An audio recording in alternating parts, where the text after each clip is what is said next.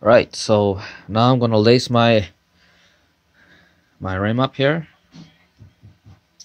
So the other day I went down the street there to pick up some dry wood from a friend of mine.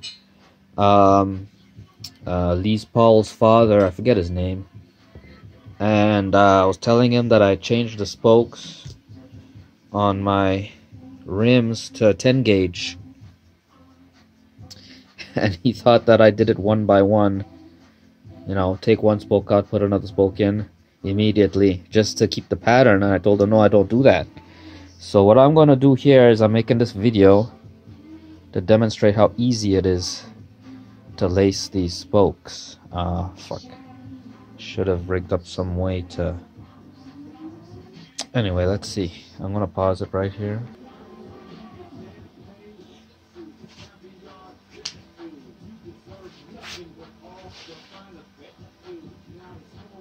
Yeah, so I hope you guys can see that. There. Oh yeah, I think you can see that. I already put this spoke in, just because. So on a 36 hole rim, you can take all 36 spokes and divide them into four groups of 9. Right, first divide them by 2, the left and the right. That gives you 18 on each side.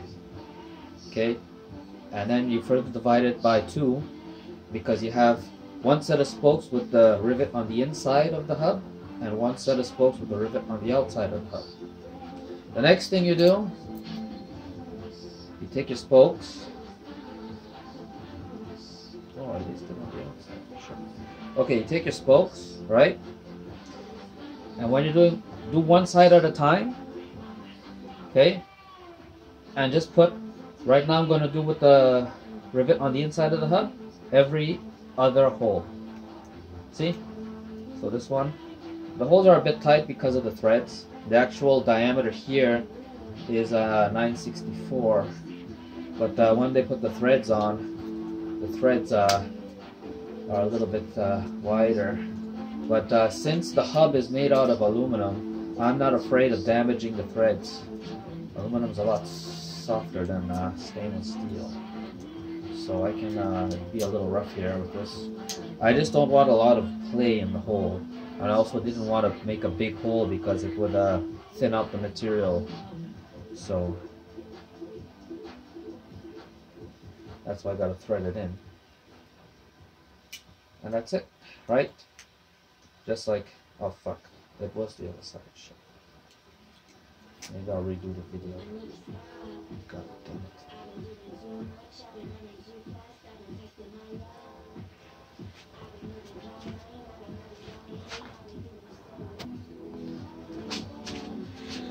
Right, so thread it on this way, like that.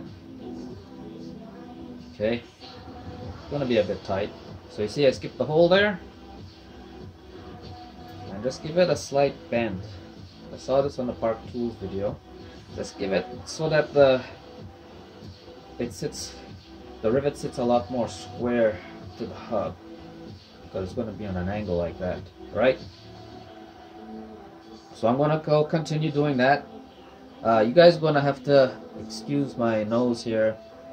I was trying to remove the cassette thing off the hub on another hub because I wanted to get that little washer inside there to protect the bearings and slipped out of the vise, and it hit me in my nose here and gave me a nice little cut. So I don't know if I'm going to bleed to death or whatever, but I don't have my vaccine and I'm not going to get it, so that means I can't go to the hospital. Well, fuck it. Anyway, I'm going to pause there and continue this.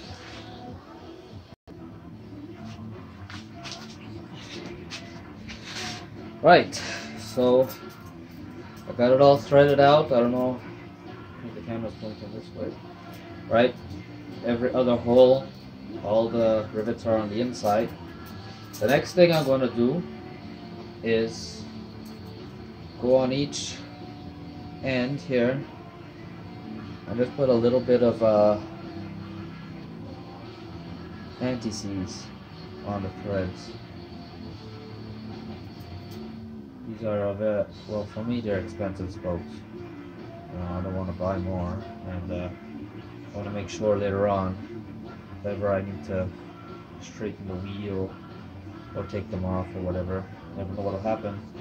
I want to make sure that they'll come off, because all the spokes I've been pulling off, the rims and whatever, the nipples are all seized to hell. So make sure there's anti-seize on there, right?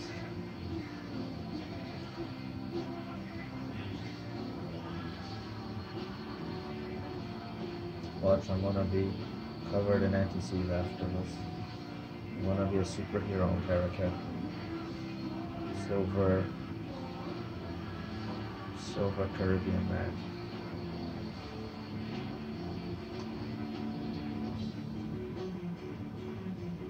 It's all on there. Probably should have just. Oh, whatever, man. Almost done.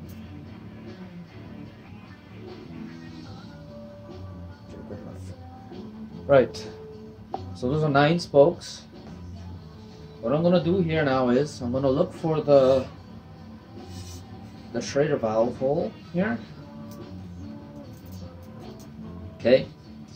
Now with the rim, you'll notice on the rim that one set of holes are offset to one side and the other set are offset to the other side. So that automatically, when you see a hole, you know exactly which side of the hub that hole is going. So then the other thing now is just a matter of skipping. So half of the holes on this side are going to be for the spokes with the rivets on the inside, like I have here, and the other half will be for the rivets on the outside. Right now I'm not too worried about spoke tension and how far in the spokes go. So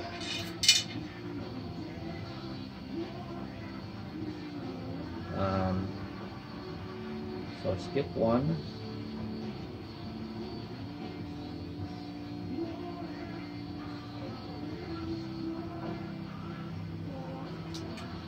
Sometimes if you need to figure out how the spokes go, you're just going to need to bring another spoke here. So 1, 2,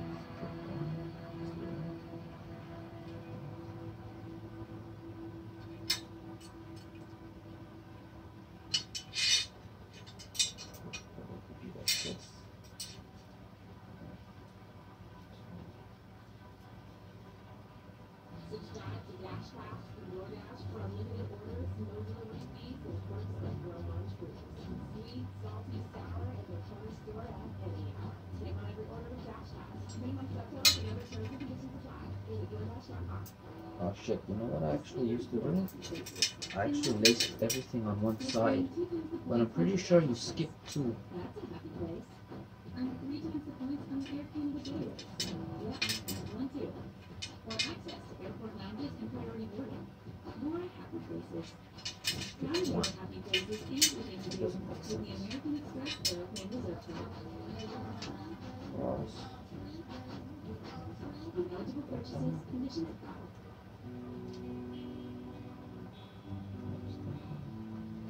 Okay, so okay, now I remember how I did it the last time.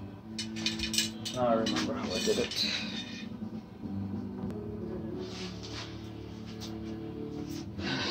Alright, so I got all the spokes in there. And I also put the anti-seize on all the threads. So the reason why I thought I could do it the first way was because the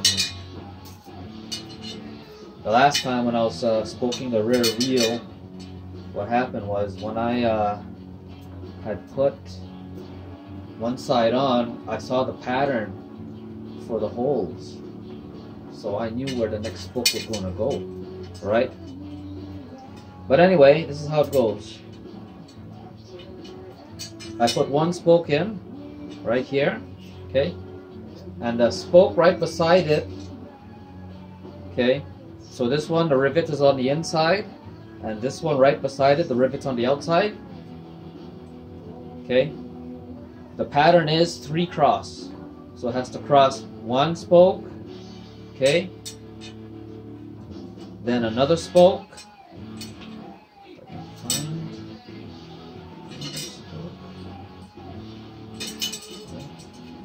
another spoke,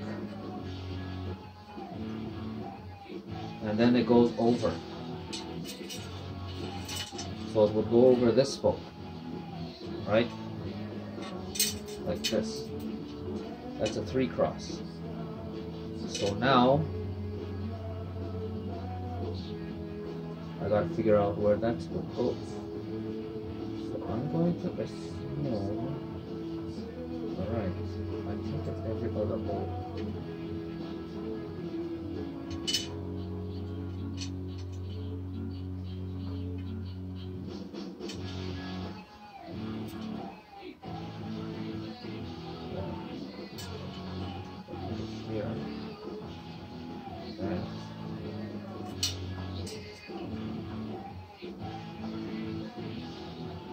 Yeah, it's every other hole, I think. Just like on the hub. Yeah, it's going to be every other hole just like on the hub. So I didn't need to put the other 9 in. It's just every other hole. And you just go every other hole. Right? Just go every other hole on the one side. Yeah, that's exactly what it is. Well, let's find out.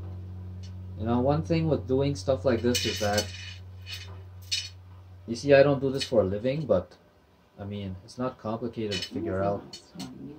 And the last rim that I laced was, I don't know, 3 months ago. So, I mean, it's not like...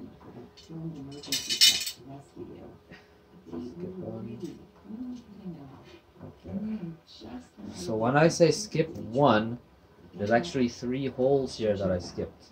2 are on that side, and the one that I skipped is on this side, right? And that's how it's going to go. So I'm just going half thread on the nipples, right? And I'm going to go all the way around. Skip 1. Now my rim is all covered in NPCs. Oh my god. I don't know if I'm going to go with the disc as yet. Anyway, whatever. I'm gonna lace this up. So, right. So, one thing to note is that you gotta pay attention to how the spoke is set up around the Schrader valve there. You have to have a lot of experience with that to make sure that the spokes run parallel, so that they don't interfere with the, when you're going to put air in the Schrader valve, so that there's space there. And also looks more professional, you know. It shows that you know what you're doing. Like I said, I don't lace rims for a living, so I'm just doing it on my own. I've never had any problems with any rims that I've laced in the past. You know? Right. So all those are laced, okay? It's gonna look like that. Twist it. So what I want to see here now with the Schrader valve, okay?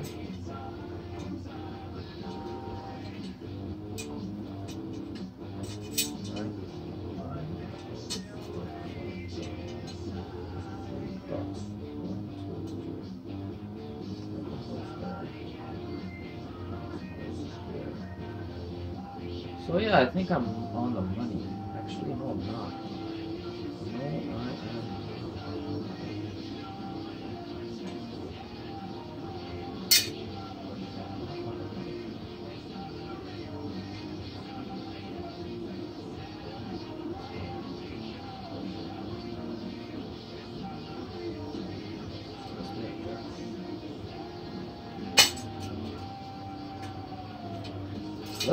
Let's see. Let's see if I'm on the money. But anyway, what you're gonna do is you're gonna take on the opposite side now, rivet facing out. What's gonna happen is you're gonna have 1, 2, 3. This spoke now is crossing 3 of these. Okay, and the third one, these 2 is passing under, and this one is passing over, and that's what gives it a strength there, because now these 2 now are connected by that, and then you go to the hole in the middle and you put your nipple there. But I think it's not going to work because you see the distance. I don't know. I don't think it's going to work. I think I did something a little off. Find out in a minute. Just get this thread on there. Right? And you continue on like that. So you go to the next one, which is this one. Cross this one, this one. I'm gonna have to bend it or scrape the paint. Fuck the paint. Bend it over. And the middle hole. You see how fast it's going? The only reason why it's taking so long is because I had to take some time to put the spokes through the holes in the hub. But once you know the pattern, okay, what I'm afraid of is that I think that doesn't look that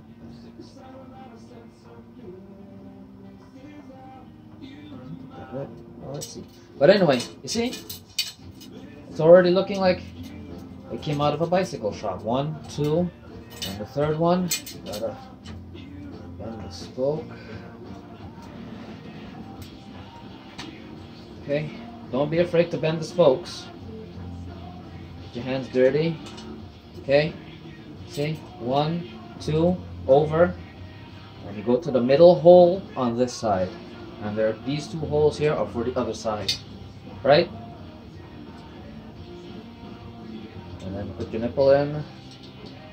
Just tighten and just get that started there. I might have done a small mistake, I don't know. Like I said, we're going to find out. The key here is to not be afraid to make mistakes, you know. I mean, you guys love puzzles. You love playing Sudoku and, you know, playing video games and stuff. I mean, what's the difference between this?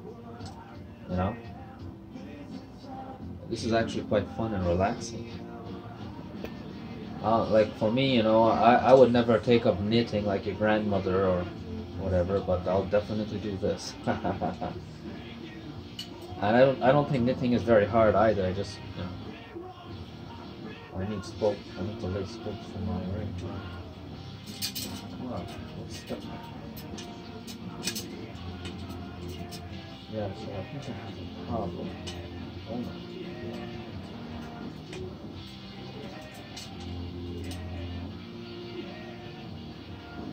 So I'm gonna finish this up and I'll be right back.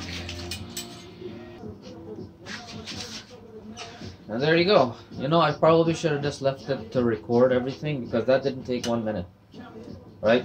And as you can see, it looks like everything is pretty good. Okay? Tell me, doesn't that look like a bicycle wheel now? At least half of it? And was that very difficult? No, it wasn't very difficult. You know, once you understand the pattern, like I said previously, when I only put 9 spokes in, it's because it's been so long since I did it. Like I said, I don't do this as a living, but I could have just done it with the 9 spokes, you know. I started off here or here and just count 1, skip 1, put one there, skip one, put one there on this side with all the holes on this side. So that's what I'm going to do on this side now. Right? And I'm going to get onto that. I'm going to put all the spokes in here. I don't know if you want me to see that, want to see me lace. Maybe I'll show you, because it's going to be quite tedious on this side, because not only have to thread it through the hole here, but you have to make sure you have to get it in the big space. You don't want the spoke going here or there. But yeah, it's going to come along. And then I'll have a new wheel for the front of my bike. Alright, there's something that I want to mention here. The holes drilled on this side and on this side, they're not exactly drilled parallel to each other or beside each other. One of them is a little bit advanced. So like this hole here, the back here, will be here, and the hole corresponding to it on this side will be a little bit ahead. And that's to correspond to the holes on the rim. Because if the holes were directly beside each other, what would happen is if I put one spoke here, it's going to have to go in the exact same hole there. Okay? But that's not how it's designed. So this spoke is going to be paired with this spoke. Okay? And if I look at the holes here, this hole right here is a little bit ahead of this one, because this hole is ahead. So I'm going to put this spoke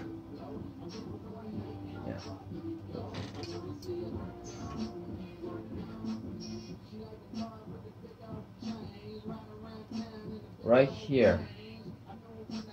Okay. So when I put this spoke right here, okay, so we just put the spoke in.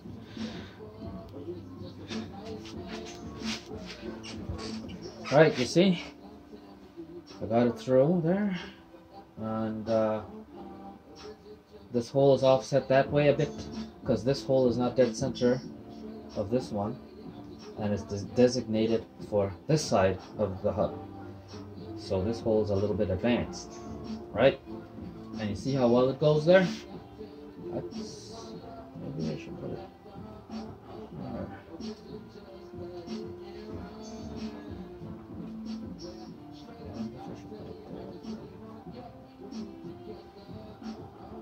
Okay, yeah, right. There we go. Right there.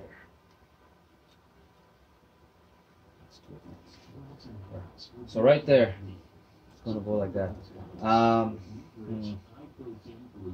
I should have done this for around the Schrader valve to show you, but you just imagine if the Schrader valve was right there for to fill the air.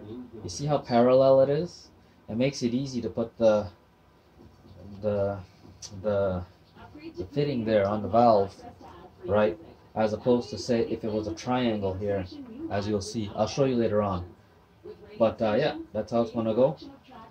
So just make sure you keep an eye on that. If you make a mistake, what's gonna happen is, like, you see how I was just checking it there? See how the threads are a little bit higher than the rim there? It's not gonna go there, or there, or there. It's not gonna work there. But right here, it's under the rim. Right? I could probably, that's too far away. So right there is perfect. Right? And I'm just going to lace it up like that. And if I come to a problem, or if it's not going to work, I'll let you guys know. But, you know, that's what happened on the last rim there when I had to change the rim from the chrome to this type of rim. I actually had it lined up for the Schrader valve, but it wasn't working out because it was too far away and I couldn't screw the nipples in. So I wonder if it should go there. No, that's too far down. Yeah, it should go there. Okay, so I'm going to get on that and I'll come back and show you guys how it goes.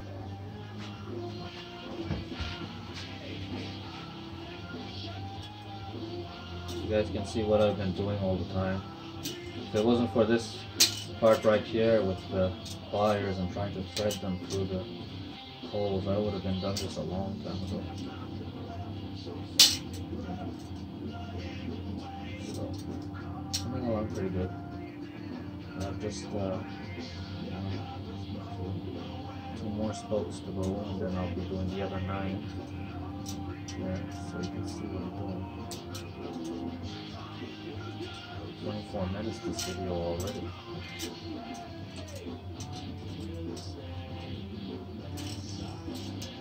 Seems like the skin on my nose is completely ripped off.